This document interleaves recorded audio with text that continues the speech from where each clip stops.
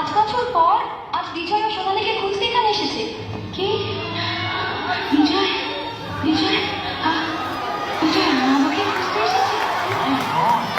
আপনি সে আজকের মেগাস্টার সোনালী।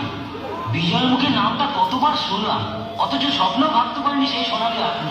আপনার জন্য তো বিজয় নিজের রেকর্ডিং ছেড়ে দিয়ে আপনাকে ক্যাসেট করার সুযোগ করে দিয়েছিল। আপনার জন্য বিজয় ভাইজাগ গেছিল, নিজের কিডনি বিক্রি করে 50,000 টাকা সে জোগাড় করেছিল, সেটা শুধু আপনার চোখ অপারেশনের জন্য। ভাইজাগ থেকে বিজয় কিন্তু আপনার কাছেই ফিরে আসছিল। পুলিশ ওকে ক্রিমিনাল ভেবে জেলে ভরে দেয়। কি?